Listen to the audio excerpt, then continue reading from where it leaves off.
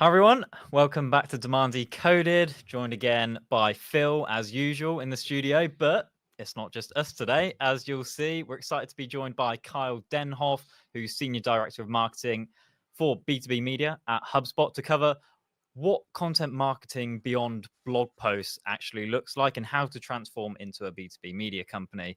Obviously, being a HubSpot partner, we stay quite close to the things that HubSpot are saying and doing, but Kyle in particular was somebody that stood out to me. I've seen some interesting posts from him on LinkedIn about how HubSpot media think, how they strategize and plan. So yeah, it'll be an interesting conversation. I think we've probably all seen the graphs of HubSpot's blog traffic falling by 80%, which I'm sure we'll touch on in this episode. But I think what's great is not many brands can see a fall off like that and still be happy knowing that their brand is stronger than ever.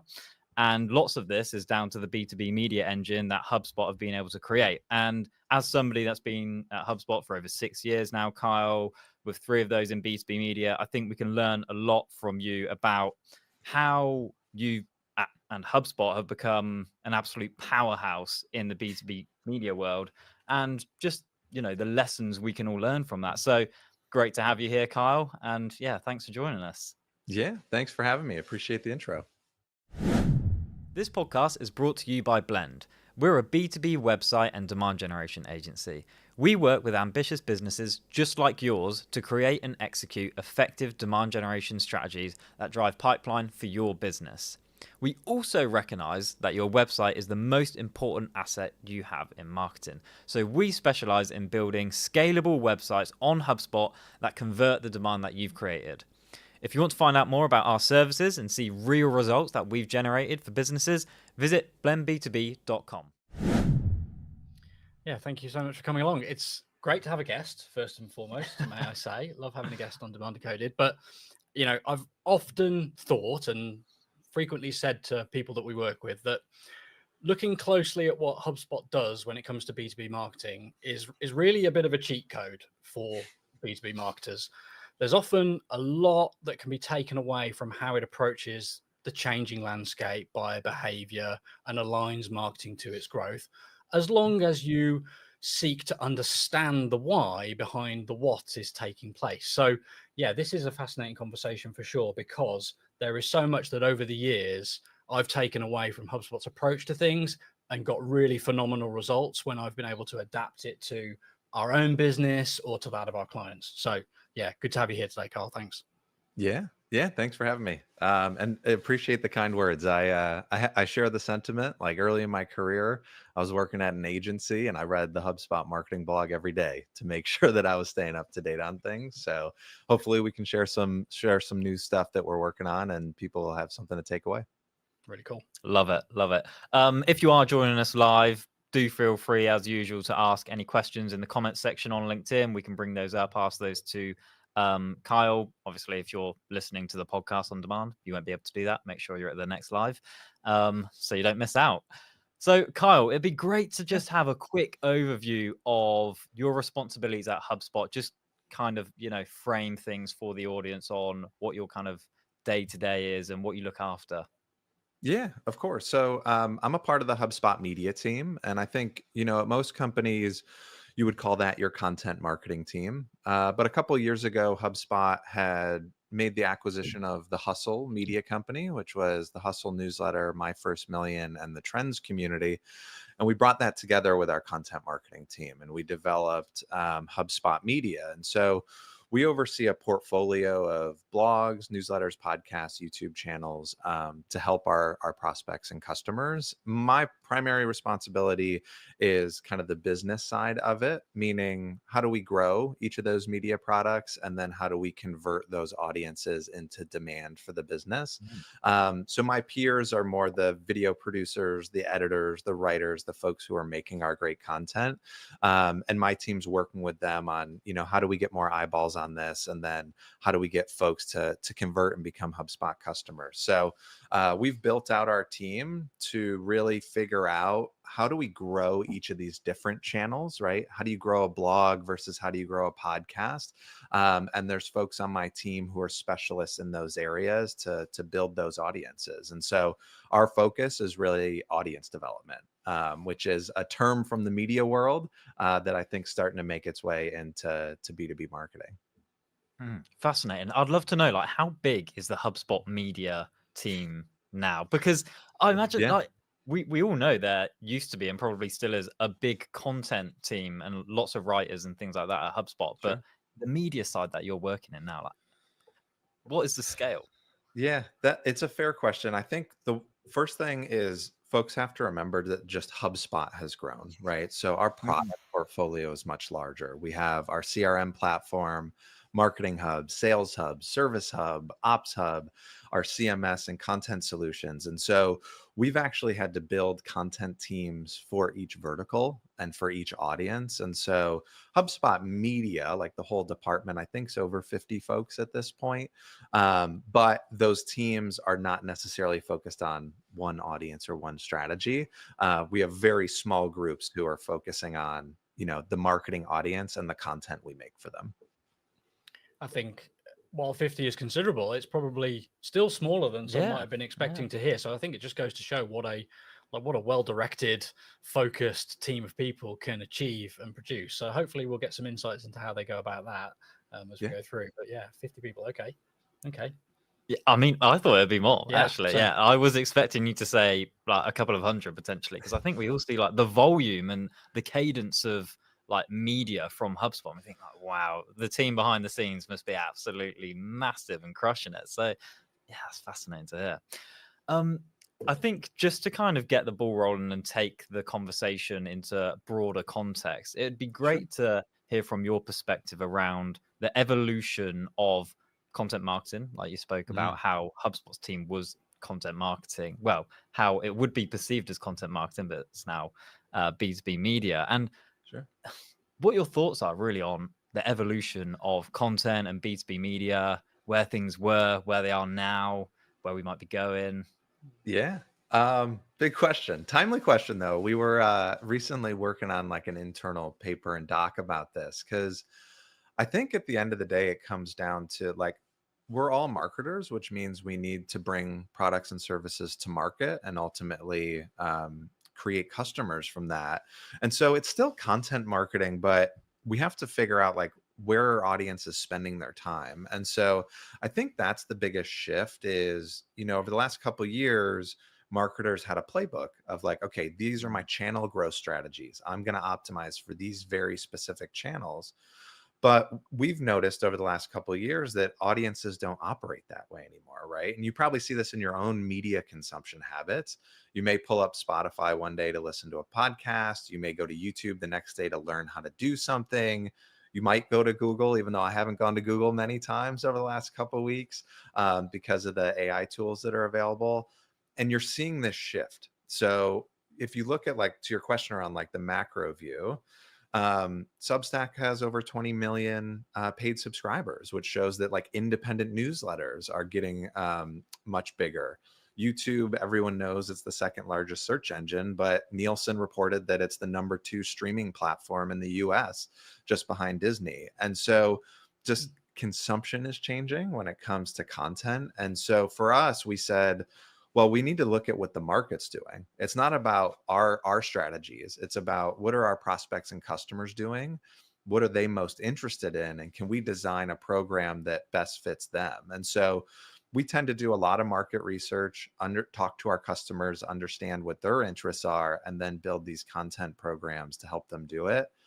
There's 3 big shifts I think that we're noticing. So one is I mentioned all those different channels. I think content discovery is fragmented, right? Is like I can pull up my phone during a week and like I mentioned, I may open Spotify, I may open YouTube, I may open Google, I may open OpenAI. I definitely open my Gmail app, right? But I'm going to all these different places to get my information. So I think audiences are just in different locations. The second piece, which is an obvious one, is AI has disrupted search, right? I think people are shifting more towards the AI tools for their daily tasks and some information gathering and discovery. I think search still plays a big component in this. Like, I think tech companies and marketing and media companies tend to be early adopters of these new tools. I think the market still uses search, but it is being disrupted. And the other thing that we're noticing is people trust people over brands. And so you probably notice this in your own consumption. You follow folks on LinkedIn, you subscribe to a newsletter because it's someone you want to learn from who has experience. Google's EAT guidelines are focused on content from people who have experience and expertise and authority. And so those are like three macro level shifts where we said, all right, well, we need to change our content strategy because the playbook of going to a single channel for acquiring new leads for the business isn't going to work anymore. And so we've started to shift more to this model of audience building. And that's really what we're focused on. That's really interesting. It sounds like, I mean, AI is disrupting search without a doubt, Sure. like you've said, and that as a result, or at the same time, audience attention is being redistributed across a greater variety of platforms. I typically think that there's a cycle whereby channels become effective, useful to buyers, and then they become marketed, and then they become sort of ruined, and then people move to other Sure. places. Is there also an element of HubSpot had really like tapped what search had to offer, and therefore other channels became, even more attractive to explore, prior to these disruptions taking place? I think that's fair. Obviously, our SEO and blog teams are incredible, and our blog, but it still is incredible. Like the amount of content on there is substantial, but the depth and on some of our topic areas is fantastic. And I do think we developed a system to really optimize for traffic and demand, and we did it extremely well for a long time. But I think the shift didn't come down to like an internal push for trying new channels, even though we can talk about that a little bit.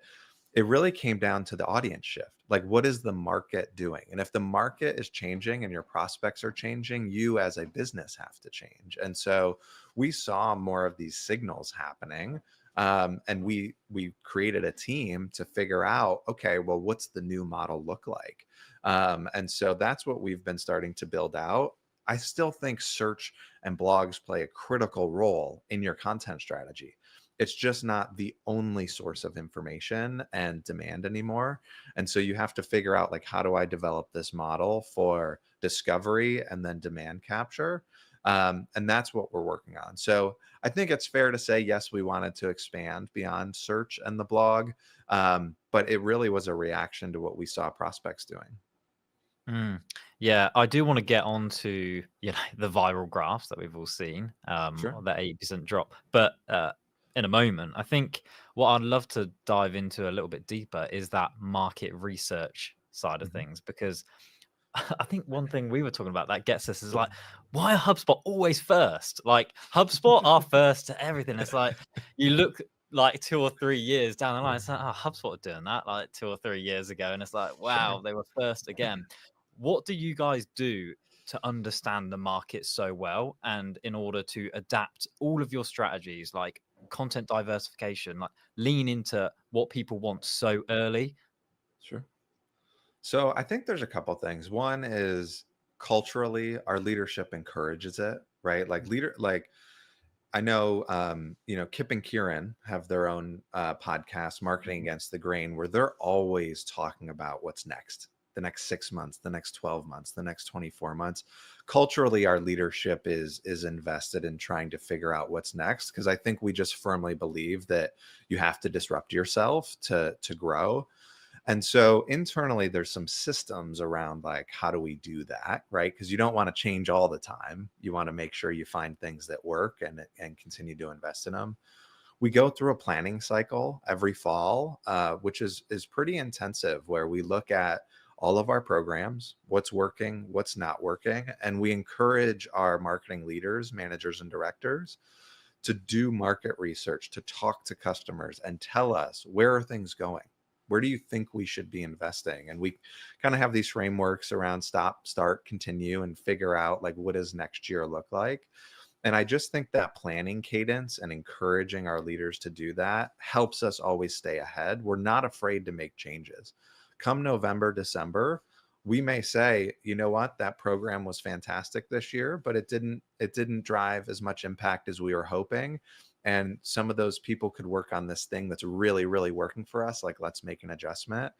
And HubSpotters are adaptable. And they're like, yes, I want to go work on that thing. Let's go work on that project together. So I just think culturally we're open to it and we encourage it. And another thing about our leadership, they talk about like the CMOs and VPs, they work 6 months, 12 months out. You know, the directors are working 3 months out, the managers are working 1 month out, and the ICs are like working on today. And we try to just get into this habit of making sure folks are working on projects at the right altitude and keeping an eye on the future so that we can avoid things that may disrupt us. So I know that's more like theoretical and kind of a high level framework, but I do think it's all cultural at this point. I think there's a couple of really interesting things in there for businesses of all sizes, and in particular, Yeah. SMEs and enterprises of the future, which is, planning is a really useful behavior that not everybody adopts. And Sure. like you said, it's not effective to be constantly changing. So I do think that a lot of businesses would do well to plan, next year while continuing to execute this year's strategy. Otherwise, measurability becomes really hard. I think if the plan is executed the very same second that it's developed, you don't Sure. really have that, like you talked, that sort of mid-range, long-range, close-range separation of concerns, and I don't think it creates confidence internally or the best results externally. So I think a planning cycle is a good takeaway for businesses. Yeah. Yeah, there's another one, but I've forgotten it. So I'll come No, back no, to it. no. But I think it's an important point because I have a book that sits on my desk. It's a masterclass in brand planning by Stephen King, who was like a strategic planner at Not the horror JWT writer. long time ago. Not the horror writer, right? Good I to always put clarify that in that. my internal like sources. I'm like, not the author you're thinking. But strategic planning was adopted by agencies in like the 1970s. It's just a matter of like, who's your audience? What action do you want them to take? What are the channels we're going to use to reach them? What's the content we're going to develop on those channels to engage them and get them to take an action? And there's just a cycle. And like the one framework I love that's in that book is, where are we today? Where do we want to be? How do we plan to get there? And so it's just, it doesn't need to be, to your point, at like a smaller business. It's just like once a year in the fall, let's ask those questions. Let's get the marketing and sales leader together. Where are we today? Where do we want to be? How do we plan to get there? And just start to have those conversations and lock in some of your early marketing plans for Q1. And it sets the rest of the year. It just allows you to get everyone on the same page, feel good about what you're investing in, and then just make adjustments as you go. But no matter what business you're in, I think it's critical that you just carve out some time to do that planning process. Yeah, really healthy. And I think that's part of the solution too, to getting into a position where you're able to do the other thing that you said that I just remembered, which is, getting to the place where you can actually confidently dial down something, take the Sure. resource that's doing a thing and move it, calmly, intentionally over to something else, either something else that's working really well and you want to drive more out of, or the new thing that's coming in. But we find a lot of businesses are actually sort of, they struggle to turn channels, activities, tactics off Sure. because of some of the behaviors that they adopt in terms of planning, or in terms of like how seriously they invest in a few things as opposed to spreading themselves too thinly. So yeah, those are really good mindsets and behaviors that I think a lot of businesses benefit from if they do. Yeah. And you have to, like, with that, to your point, I think it's really important going into something, knowing how long it's going to take to make that decision, right? I think when we talk about our organic programs, when it talks about organic search through the blog or even through YouTube search or building a newsletter, for example, it takes time. You have to know you're committing 6 to 9 to 12 months to that and being okay with it, right? And not turning it off and making sure that the people in your organization are committed to investing in that. And you'll have a mix of like, here are my long-term investments, and then here are more of my spike plays in a given quarter to help us grow our business. And I think that's a right way to look at it, is like, what are the investments I'm making and how long am I giving them to mature before I make a decision? Yeah, agreed. Yeah, I'd love to just bring us back a second to Sure. the market research Yeah. area we were talking about, because I like to get tactical and figure out the Let's do it. nitty gritty of things, because I think what people will be wondering is, when it comes to understanding my audience, do I need to be conducting one-to-one research with Mhm. a select group of customers or all customers, or should I be sending out surveys about what kind of content our buyers and customers like to consume, who their favorite creators are, all of those kind of things? How do HubSpot go about figuring all that out and the approach to Yeah. it? I think it's all of the above. I do believe most marketers get into the trap of, I'm going to use a cool new tool to help me make my decisions, and they forget to actually talk to their customers. And so I think you have to do both. So like, if we're getting tactically, right, when you're investing in an organic search program, you have SEMrush, you have Ahrefs, you're doing your keyword research, you're identifying what are the topic clusters for informational queries that you want to go after, and then you're developing your content plan from there. And those tools are telling you there's existing demand in the market. And on YouTube, you may use a tool like vidIQ to identify something similar. But that's not the only data point, right? I think recently we've started to use SparkToro a little more to understand people who visit our website. What are the other channels of influence? So what podcasts are they listening to? What YouTube channels are they watching? Who are they following? And then the other piece that you mentioned is the surveys and the one-to-one conversations. You have to do those to verify the research you're doing with tools. So we'll send out surveys to our newsletter audiences and get feedback on what content they're looking for, what's their favorite part about our newsletter, what don't they like about our newsletter, and try to refine strategies there. And the other is we partner with our customer marketing team, and we ask them, hey, can we talk to this customer and get some more insights? And I think a lot of that happens organically, either through like a one-on-one email exchange or at an inbound event. You're just meeting folks and talking to them. But I believe it's actually bringing those two things together and saying, okay, I've done my due diligence on the data side. I've collected all the quant.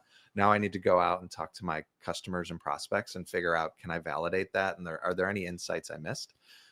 You can write a pretty good, 2-page memo with that data and those insights and say, here's the direction I want to go. Here's the plan I have for us. And that's how HubSpot are always first. Sure. Because Sure. you have the insight before anybody else, I Yeah. guess. Yeah, fascinating. So when it comes into actually what you've done at HubSpot Media and how you've diversified content, so I want to bring it up. I want to bring the 80% blog traffic drop up, because I'd Sure. love to hear about what's happened at HubSpot in order to be okay with a drop like that.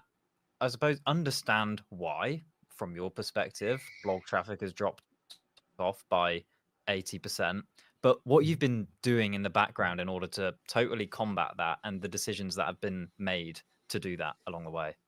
Yeah. First I'll say is like, I know there's a lot of chatter, right? But it's not a surprise to us. Our internals, tell us how each channel is performing day over day, week over week, month over month. And so for us, we had seen just habits changing in regards to content consumption years ago. And we started investing in newsletter and YouTube programs. And we've started to build those up. And now if you look at our content portfolio, our reach and demand is actually evenly distributed across blogs, newsletters, and YouTube, because we saw audiences changing their behaviors. I think the traffic dip was extreme because of AI disruption of search, obviously core algorithm updates that we're tracking. And for us, we've looked at the blog in a long time horizon, right? We've been building this blog for over a decade. There's been dips over the last 10 years based on market disruptions. we get a core team together, we figure out why did that happen, and we come up with a plan to fix it. Excuse me. And so we have an internal team of SEO growth strategists, content marketers that are working on refining our blog, making it more valuable, improving the experience. And so I'm confident our blog will grow over the next year or two. But for us, it's more of a balance. It's not saying everything that we do relies on the blog. We now have these new programs that help us reach new audiences and drive demand for the business. And our story is more around becoming a B2B media company for small businesses, helping folks with marketing, sales, customer success on any platform they want to learn through. Do they go to YouTube to learn? Do they go to podcasts to listen to experts? We want to provide that content for them. And if we stayed just operating on the blog, I think we would miss that shift and audiences wouldn't find HubSpot in the ways that they prefer to. And so for us, it's just been a matter of we see the market changing. We see our internals telling us some of our channels are going up against headwinds, but we have a lot of tailwinds on these other programs where they're growing substantially year over year. And so I think it's just a combination of what do we believe is happening in the market? Where do we want to invest our time? And can we still hit our growth numbers for the business? And we've been able to do that. So if you look across the HubSpot media portfolio, our reach and our lead growth is growing every month. Yeah, interesting. You just mentioned that HubSpot want to and are, I would say, a B2B media company now. I'd love to hear from your perspective. What is a B2B media company in the eyes of HubSpot? And should all companies now be aspiring to be a B2B media company if that's what Sure. HubSpot are doing and have seen success with? Well, I'll take the second question first because I actually don't believe every company should be a B2B media company. You have to, like, as a marketer, you have to figure out, okay, what am I selling? What's my business model? Who's the audience I'm trying to reach? And do these content channels make sense for me to drive growth? And I think for a lot of small businesses, digital content makes sense because it's affordable, right? It's easier than ever to create a podcast, a YouTube channel, a blog, a newsletter. It's a time commitment compared to large industry events or ad campaigns, right? And so I do want to say, like, no matter what business you're in, you have to ask yourself, like, what's my business model? What's my go-to-market? And like, what are my marketing plays? Don't just commit to content right away. I think you have to ask yourself a few questions first. Yeah. But for us, when it comes to like being a B2B media company, using that term, like, we're still a content marketing team, right? We are in a customer acquisition model. We are not in a media model. We don't do ad sales. We don't do event sales. We don't do subscription sales. So we are acting operationally as a media company, but we're still a content marketing team. Like, we're still here to drive inbound leads for the business. The way we think about it is just shifting more towards audience first than product first. And what I mean by that is, can we build an audience over time that we build trust and affinity with? And like, inbound has always held that value, right? We're going to offer value before we extract value. We want to publish free education to our blog. We're doing the same thing. We're just doing it on different channels in formats that audiences prefer. So our newsletters are industry news and expert insights. And sure, inside of those newsletters, there'll be a native ad for a content offer, right? We still have to drive leads for the business, but we believe that a newsletter shouldn't be a promotional tool, right? A newsletter should be an editorial tool, an audience building tool. And so that's how we start to think about it, is like, if we invest in a YouTube channel, can we build an audience? Can we offer them news and education and expert insights? And then over time, that audience will eventually convert and hopefully consider HubSpot. But that's how we're starting to think about it, is, can we build media products for these audiences that HubSpot wants to sell to over time? So, sorry, just picking up the first question. Yeah. What is a B2B media company? I feel like I'm going around the houses on this question. But Yeah. yeah, it's just, I've heard it so many times now. Like, you need to become a B2B media company. You need to start Well, thinking it's like, it's not actually a new like sentiment, Yeah. right? Think like a Exactly. publisher, act like a publisher. It's been around a while, but I think it's got renewed Yeah. applicability now. So yeah, interested to hear what you think it means. Sure. And then I might have some comeback on that or something to add. We'll see. We'll see. I think that like I read the Market One email from Emily Kramer. I love her Substack, and she talks about like treating content as a product, and I think that's like a good framework. So before, content was a channel to reach people and convert people, but really it's a product. How do we build a newsletter, like an editorial newsletter that people want to read every day, that people want to come back to every week?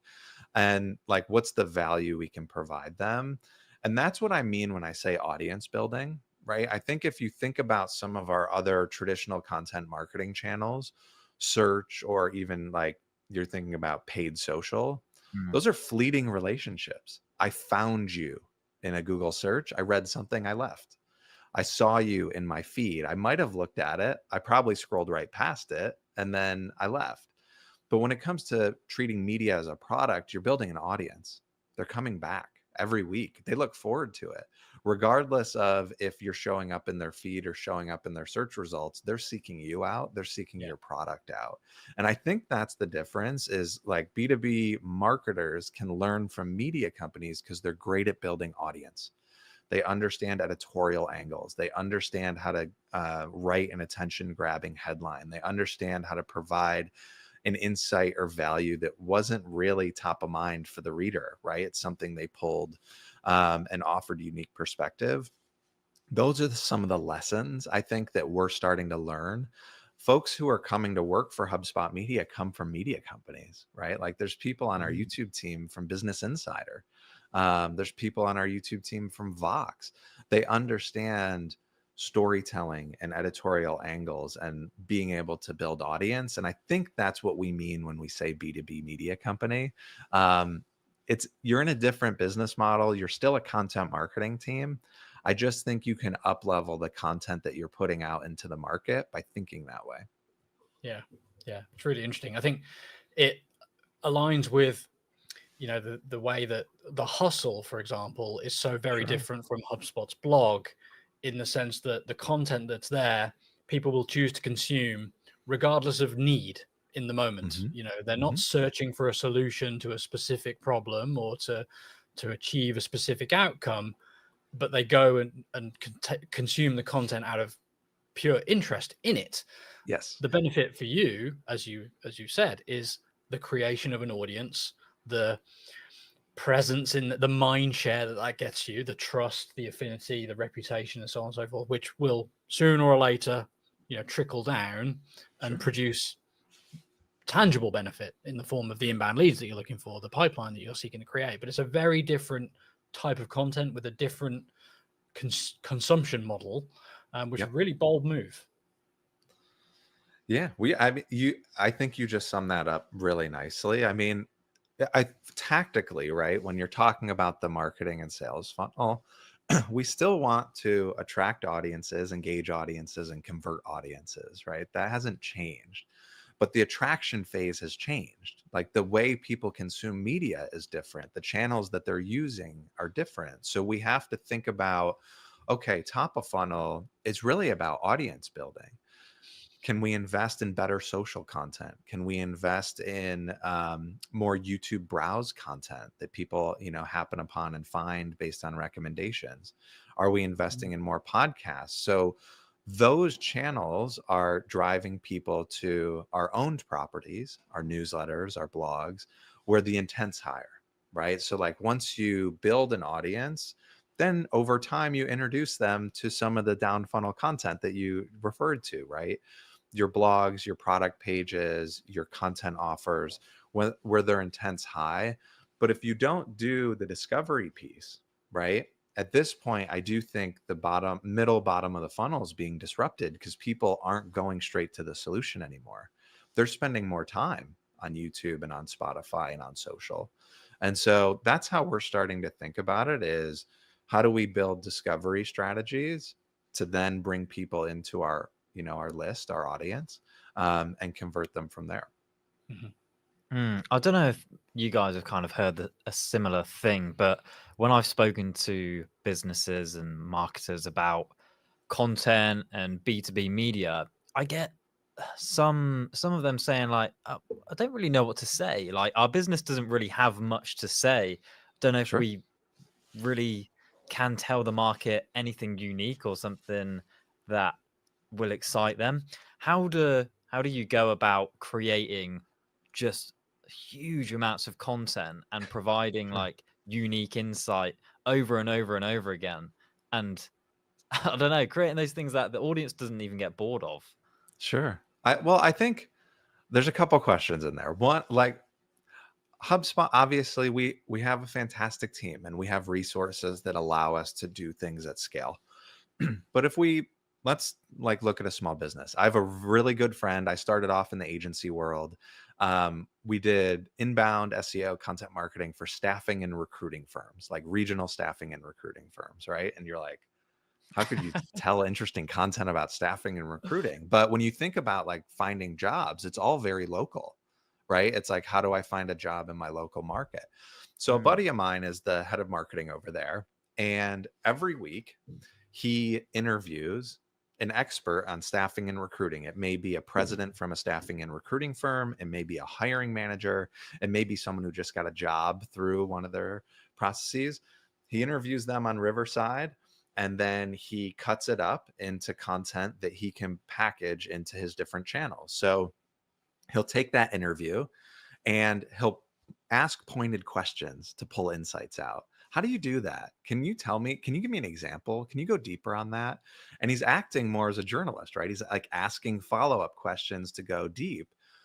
He then takes that transcript and he works on it to write a blog post for their website. He takes the cliff notes and then pulls out some additional curated information that he can put in his weekly newsletter. And then he takes the full interview and he posts the audio to his RSS feed for Spotify and Apple. And he takes video clips, which you can do in Riverside or Descript or some of these other tools. And he puts the video clips out on LinkedIn. One person, right? With a handful of tools. Yeah. And it's just a matter of talking to practitioners. You asked me at the beginning of the call, like, what are the trends we're seeing? People trust people over publishers, over brands. And so all he's doing is talking to an expert in the field, and people want to hear from them. How do you do that? You built an incredible staffing business. Tell me how you did that. And that's where you can pull insights into your content. And I do think that's where we're going from a content strategy standpoint. There's still the keyword we want to target, but we're going to have to go ask experts, both internal and external, their thoughts on a given topic so we can strengthen our content. But I think that's a great example of someone who's pulling insights in a niche industry with very few resources. This has given me so many thoughts and so many questions. Do you think we're kind of entering a new era of the inbound marketing strategy? And like, this wasn't planned to come up or anything, but Sure. just what you're saying there resonates with me. And I've heard it numerous times now about how you need to start off content creation with unique thoughts and a unique perspective.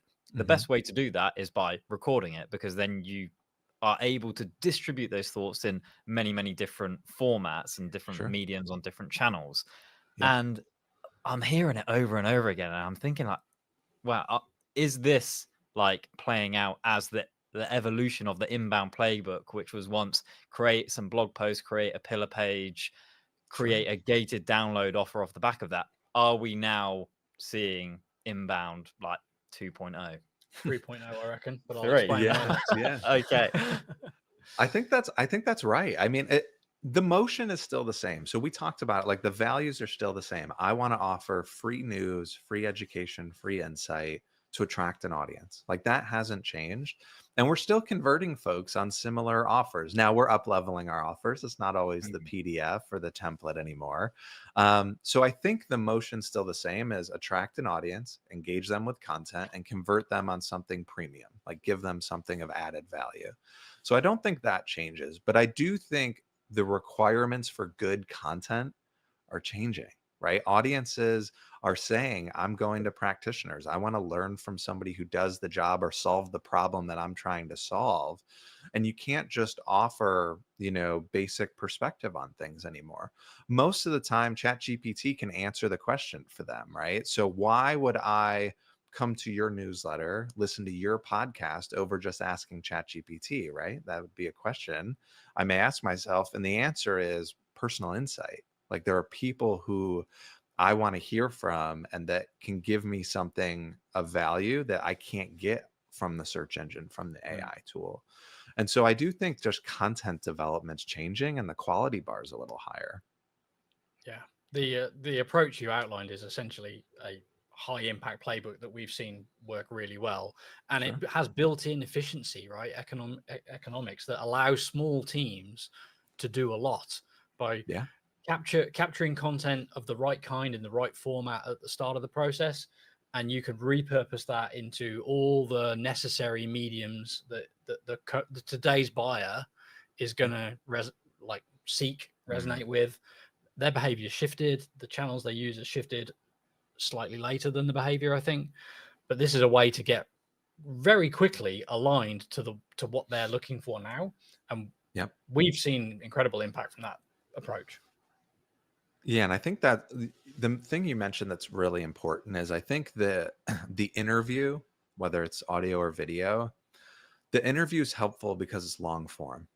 Yeah. You're able to have conversations, you're able to ask follow-up questions, you're able to go deeper. And sometimes, like, I've encouraged some of our customers and folks I talk to, like, you don't have to publish the podcast. You don't have to publish the YouTube video. Just do the interview. Talk to somebody, right? Ask for 30 minutes of their time, ask for 45 minutes of their time, prep for that conversation, ask them really thoughtful questions on a given topic, ask follow-ups, and then take the transcript from that conversation, and that will help you develop a better blog post. It'll help you write a better newsletter.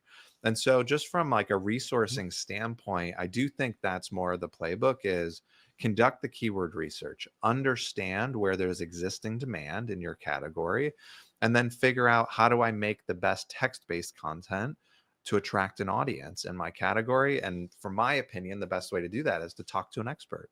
And so I do think it is a matter of the size of your team and the resources you have and how much, because I'm saying it's easier to invest in audio, video, newsletters, blog. It's still a ton of work, right? Like, that is a lot to ask of somebody. So starting with a newsletter, starting with a blog that's still search optimized is a great place. That's a great place to start. But to make that content, I think your process changes a little bit. Yeah. Sound advice, really good. Yeah, interesting. Sorry, there's like little things that I hear you say that I just want to pull out and double click on, I think is the phrase we've heard a few times. You said that HubSpot are now using new offers, going beyond gated PDFs and the guides, all these things that we used to see 5 years ago. What are some of the new things that you're doing in order to move buyers and content consumers to the next stage? Yeah, great question. This one's a constant experiment for us, right? Because some of our older offers are still great performance drivers for us. We have this one offer that's like 25 sales outreach templates. Kills it for us every month, no matter what. But we're starting to test like different content formats and like different angles. So I do think one thing that audiences really gravitate towards is original research. And I don't mean like, our state of marketing report's pretty well known, and that's like a really robust piece of content. But you could do a pulse survey, send a survey out to 100 people, 500 people. Here's what they said, and here's like a 3 or 4 page breakdown of the results. I don't think that has to be a huge industry report. I think pulse surveys are really interesting. We've also started to think through, like, editorially, if you, instead of looking at B2B SaaS companies, we look at B2B media companies. What does Industry Dive offer? What does Harvard Business Review offer? What does TechCrunch offer? And you see a lot of these companies, they offer exclusive interviews. So could we actually secure someone for a big interview or AMA? And instead of offering that for free, does that become an on-demand resource that's available in our library? So I think pulse surveys, I think on-demand interviews. On-demand interviews are kind of like access, right? We went out and we found an Mm. expert that you may not have heard from, but we've made that available to you. And I will say templates are still winners. No matter how many times we try to beat the conversion rate on our templates, we can't do it. But I do think you have to start to think through like what are the different tools people are using. It can't be the same like PDF template. There's a lot of people who use Notion today. There's a lot of people who Yeah. are looking for like prompts to use with their AI tools. So I think templates are still really interesting. It's just the format's changing. Interesting. Have you seen a change in or a shift in the amount of buyers that are trying to remain anonymous until later in the purchase process? And has that Sure. influenced your thinking about content and offers and your and measurement, I suppose? Sure. Yeah, I think that's totally fair. I mean, most folks most folks you're going to reach are not in the market for your product right now, right? And so they do want to stay anonymous for the most part. They don't want to hear from your sales team. They just want great information. They're just looking to do their job better or grow their business. And so that's why we really like investing in editorial newsletters. It's like we are getting someone's email as a subscriber, but we're not necessarily following up with them on a frequent basis like you would a content lead. I think our job is to make sure HubSpot's in consideration when they are ready to buy. Mm. And so I think that's important for us is top middle of the funnel is just offer value. And then when they are in the solutions mindset, okay, I'm ready to invest in an email marketing tool, a social media marketing tool, our blogs, our product pages, our product YouTube channels, answer those questions for them. So I do think that's important is if your content programs, I think they have to start with product first, right? Because you have to be able to send people somewhere when they're looking for a solution. But then top of funnel, you do have to keep that in mind is don't push the promotion as hard as you may want to because you have to hit a number. I think it's really important to understand, okay, I'm building an audience here and I'm going to think through how do I move that audience down my funnel without being overly salesy or promotional. I think that's really important. Good. Mm. Great. Yeah, I did want to touch on measurement as well. Just, conscious Yeah, of time. We've got about 15 minutes left because sure. I think a pushback that we see time and time again with thinking of media and Mhm. podcasting and YouTube and all of these things is that we can't directly attribute that to Sure. ROI. We don't know that if we get 150 podcast downloads or 2,000 views on a video, what that actually translates to in terms of leads in the CRM and pipeline and revenue. Yep. So, how do you go about that and recommend other businesses bridge that gap? Yeah. There's a couple ways to think about it. So I think it depends who you're talking to, right? So if you're talking to your head of sales, your CMO, your CFO, it's a little different discussion than like talking to your content team and like how do we measure things. So we talk about this framework around signal and scale. So signal would be what are the metrics that tell us the audience loves our content? And so if you talk to our YouTube team, they're looking at thumbnail click through rate, average view duration, increase in subscriber growth on the channel, which tells us that the audience is really interested in the videos themselves. And hopefully we're on our way to building a successful channel. Um, but then when you talk to your marketing and sales leadership team, they want to know what's the business impact, right? And so we apply 2 KPIs to every content channel, a reach KPI and a demand KPI. So the reach KPI on YouTube might be long form video views. And then the demand KPI may be content leads. And so there's a lot of internal education with leaders around why these metrics matter and what it means for the business. Viewership means impressions for the brand, right? And hopefully we're growing awareness and consideration for our brand. And demand is an obvious one where we're helping build pipeline for the business. The other thing I'll say is you can get a little more sophisticated, and we've started to talk to our internal data teams about this, but is there a way for us to correlate a lift in reach to lifts in mid and down funnel activities, meaning if the reach of our YouTube and podcast channels goes up in a given month, do we see an increase in branded search? Do we see an increase in visits to the website? Do we see an increase in visits to our product pages? We won't draw a correlation all the way down to like leads and deals and revenue. I think it's too far of a stretch, right? I think that would be a tough sell. But I think it's a valid argument that the more people that listen to our podcast, the more people are searching for HubSpot and passively going through our website. So the podcast drove a down funnel action. We don't have a click to measure, right? We don't have a click, but we can look at, okay, over the last 12 months, what were all the deliveries across our podcasts, and what does branded search look like, and what does traffic look like, and start to build that correlation. So it is tough. It's a tough sell. I think when you're working with a founder, head of sales, CFO, start with the product and demand gen measurements, but then talk to them about their own media consumption habits, how they may listen to podcasts, how they may read industry newsletters.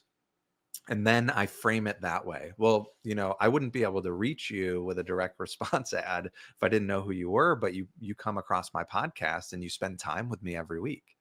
And so they start to understand the value of those top of funnel channels that aren't directly attributable to revenue. But hopefully those are some helpful frameworks, depending on who you're talking to and how we think about it. Yeah. Yeah. I mean, I think that's really good. Like it is hard, like you said, it's tough, but you don't benefit from overcomplicating it necessarily. So I do like the Exactly. sort of start simple. Your approach has some simple guardrails around it. And unfortunately, marketers' efforts to micro measure everything is in some cases really like contrary to the outcome we're trying to drive. So it's a bit of a tightrope that marketers have to walk, but having a business mindset is important as well. Like knowing why you're doing a thing, who you're trying to reach, what their behavior is like, and having an ability to look big picture at like you said, the in platform, in channel metrics that give you a signal about how successfully you're using it, and a very different set of signals around what impact it's having. You might not be able to connect them. Yep. Yeah, that's exactly right. Yeah, I think, even just the way this conversation has gone, it's really interesting because we initially started speaking about audience research and customer research, market research, all of those things. And you can almost start to justify the investment in these channels with those insights. Is that right in saying? Yes, I'm smiling because it all builds on itself. That's exactly, how we coach our teams is you have to do the research up front because you're going to have to sell internal leaders on your ideas. And it's much easier for them to greenlight a program if the research backs it up and there's some early experiments that show performance. And so it all starts with where are we today? Conduct some research, make some informed decisions on where we're going to invest our time and resources.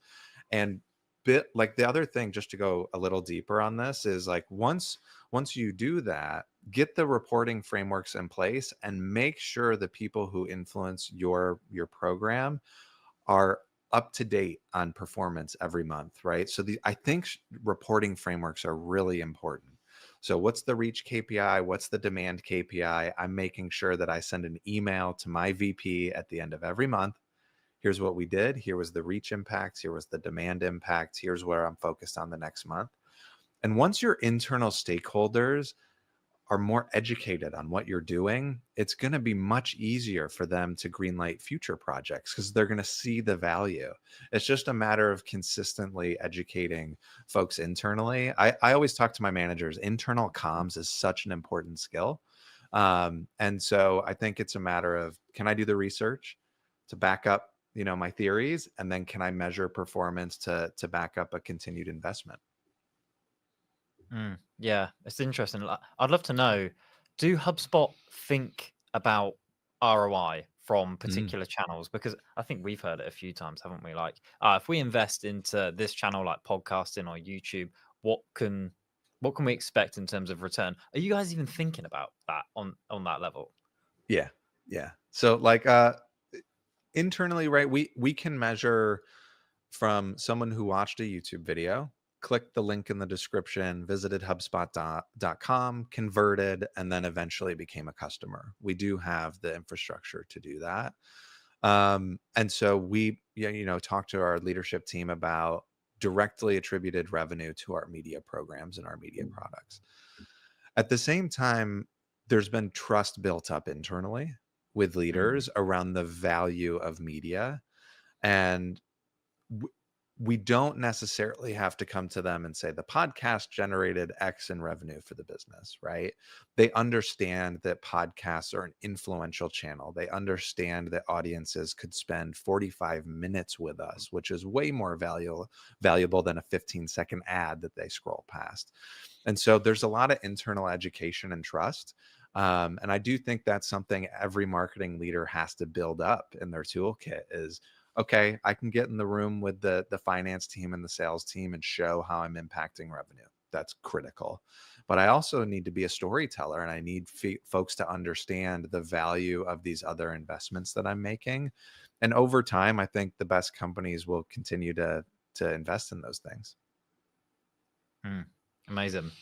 I suppose with 5 minutes left, it would Sure. be really interesting to get your perspective on where you think B2B media is going next, because let's face it, HubSpot first, right? You guys are always first to everything. We like to think that, sure. So you guys should be able to tell us what's going to happen in 3 years, 5 years, however ahead you are. Yeah, I think, it's such an interesting time right now. Like, just having been in digital marketing for over a decade, this is interesting. Like, audiences are in a ton of different places. The AI tools keep shipping a new, model every week. And I'm like, wow, I could just do this task over here on, in a side tab on my computer. I don't think we know where audiences are headed. I do think tech and marketing and advertising companies are early adopters, like I mentioned earlier. So we tend to lean into those tools, but I do think like you have to understand your customers first.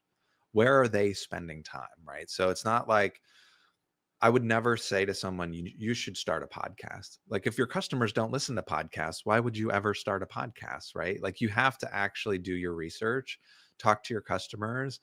How often do you go on YouTube? Never? Then I'm not going to invest in a YouTube channel, right? So your customers are going to tell you before HubSpot, gives you an insight. I do think that B2B companies need to invest in practitioners and experts, whether that's internal or external. I think you need to figure out, how do I pull insights from experts and how do I put people front and center in my content? I think kind of this time of brands and publishers just putting out content is past us. I do think it's who are the experts that we want to follow in our category, and they're going to shape the way people think about things. And so I do think investing in a founder internally and their LinkedIn presence, hiring an internal expert to write a newsletter. I do think it's the people first. And the last thing I'll say is I am bullish on newsletters. And it's kind of funny. It's like newsletters were a thing a long time ago. We moved away from it. We were like, email's too promotional. But I think doing email the right way is an advantage. And I say that because you're not at the mercy of the social and search algorithms, right? It's like someone has subscribed to you. They want to hear from you every week. And I think that's an incredible relationship to have with a prospect. They may not be ready to buy, but you can reach them every week in their inbox and offer value. And so those are the two places that I'm spending a lot of time on. The last thing I'll say is, if you do have the resources, YouTube is growing significantly. And I think video in general is a format that people prefer on social channels and on YouTube. And so I think if you're a company who is at a certain size and scale and has the resources, I think that's where you need to start spending some of your time. Yeah, good. That aligns with our thinking. So do you want to say anything before I wrap things up? Or? No, a lot of good advice in there. A lot of interesting takeaways. Like you say, it's a hell of an interesting time, exciting time. Yeah. Lots of changing things taking place. And I think everything that you've said just really resonates with what we're seeing and hearing about the way buyers are buying. And ultimately, that's what we're here to help them do well, right? So Exactly. yeah, really appreciate you sharing all of that with us. Yeah, absolutely. We'll echo that. Thank you so much for coming on the stream. We had a couple of comments, thanking you for your transparency as well, which I'll absolutely echo. I think that's why, we enjoy speaking to people from HubSpot as well. Just really transparent and we just love the takeaways and learnings that I think you bring to everyone. So yeah, thanks so much, Kyle, for joining us. Yeah, thanks for having me. Appreciate it.